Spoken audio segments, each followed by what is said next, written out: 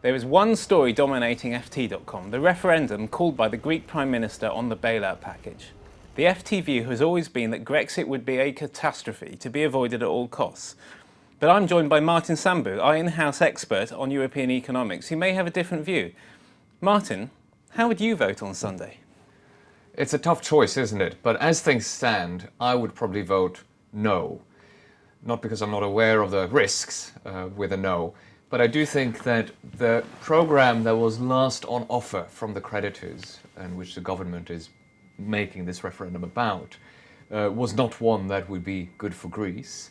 And secondly, I think it's about time that the Greek people take some ownership of the policies applied to them, and I think the referendum could help do that. But don't you accept that if they voted no, it probably means they'll have to default on their billions of debts to the IMF and the ECB, and they'll probably be forced out of the Eurozone, and as a result, we're getting the drachma back. Now, in what way could the Greeks possibly be better off with a dodgy new currency that nobody uses anymore? I certainly agree that they wouldn't be better off with Grexit. I think that would be worse than pretty much most options. But I think there are several steps on the way there. First, the referendum itself is a process. There will be negotiations this week. Who knows if a new proposal won't come up? Yeah. We'll have to see. That's why I say as things stand. On Right. Sunday, things might be different. If there is a no, there will very likely be a default.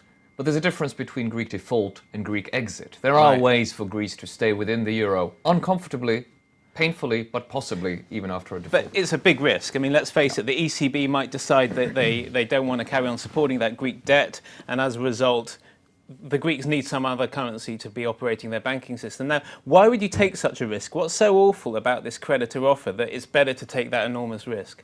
Well, I think the big problem with the creditor offer is that it hasn't learned the lessons of the policies that have already been implemented. And for all the slippage, all the problems on the Greek side in actually doing what they promised, they have actually cut spending and raised taxes and shrunk their deficit. And that's had a devastating effect. But aren't they quite close together right now? I mean, the distance between the last offer of the Greeks and the last offer of the creditors is not so great that it means a whole load more spending cuts or a whole load more tax rises. Aren't we arguing about very small points, but with a huge risk, which is Greece thrown out of the Eurozone? I think that's true, but I think any little bit helps, and less austerity now would probably be better, not just for the Greeks, but for the creditors, because it would make them more able to service the debt.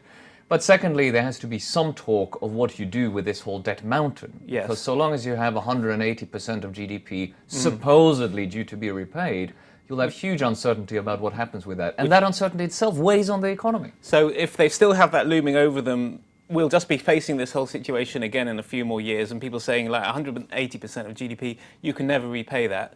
Therefore, we might as well leave now.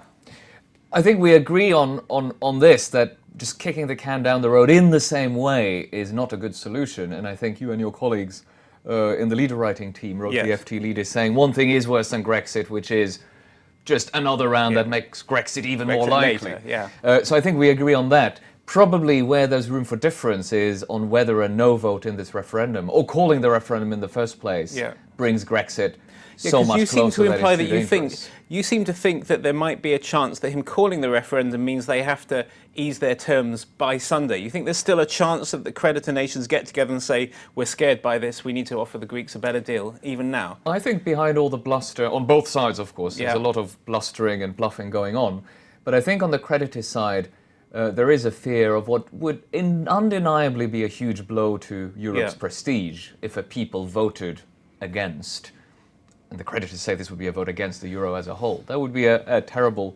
blow of political prestige. In one sense, an end to the European project, or the story as it's been told so far. Although I find it hard to believe there'll be German politicians worried that they will look bad if they jettisoned the Greeks. A lot of them will feel they get some sort of macho credit. But for my last question, suppose we're meeting in 8-10 days, will we be using the word drachma, do you think? Certainly not in 8-10 days. Even if I'm wrong and a default happens and it leads to Grexit, it will not happen in 8 to 10 days. There's a sort of mistake here in thinking this happens overnight. It actually is quite a long process. And throughout that process, people will still trying to salvage the pieces. So I'll hang on to my euros for now. And thank you very much, Martin. And to read more about this, please go to ft.com.